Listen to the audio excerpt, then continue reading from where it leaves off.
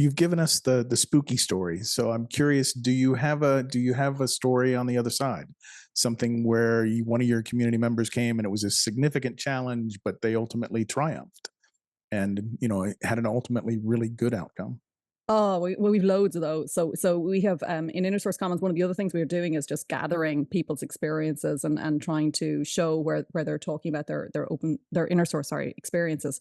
And we've gathered over about like over 100 references where people are talking about why they're doing it and what their experiences have been, and we run regular surveys to think about what people are perceiving as the benefits. And I mean, one of the case studies I was particularly involved in was actually from Microsoft, and was a really interesting one because Microsoft have and it was in no connection, but because I used to work there, but I do I knew that Microsoft, and I've always known that Microsoft had been deploying and implementing inner source within their product development departments. But this was actually a case study with their consultancy, the folks that are doing consulting with customers.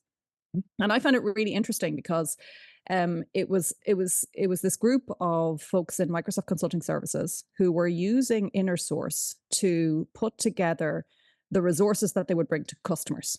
And in the past, that had been always done from a top-down publication process. So it was kind of centralized. Best practices go up the chain, get put into the material, and go down the chain and get spread out. And that took an awful long time.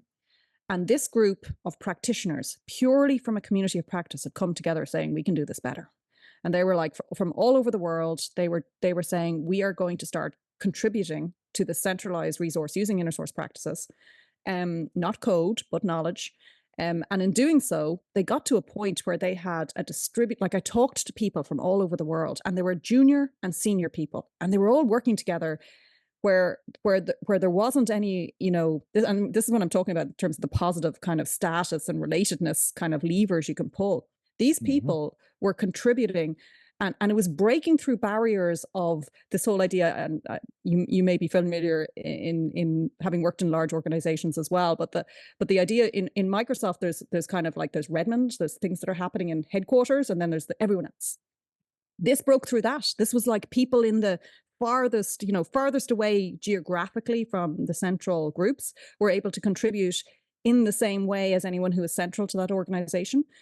People who were junior were able to like get really enthusiastic and decide to contribute because they had some insight that they wanted to put in. It was all being reviewed in the way that you would any kind of open source or inner source project. So it was being curated as this input was coming in. But you should have heard how people were describing that experience, their experience of connectedness across the world, their experience of being able to contribute, like the purpose that gave them, like they were able to, they might have just been hired and they were just going out to engage with customers, and their feedback was being perpetrated through to every other person in the organization because it was relevant. And that was such an amazing experience for those people. There were people who had gone out to customer sites, been asked a question, answered the question, thought this will be interesting for everyone. And, within a day or two, that new, fresh information was being pushed out to everyone, and everyone had the latest kind of conversation points across the world.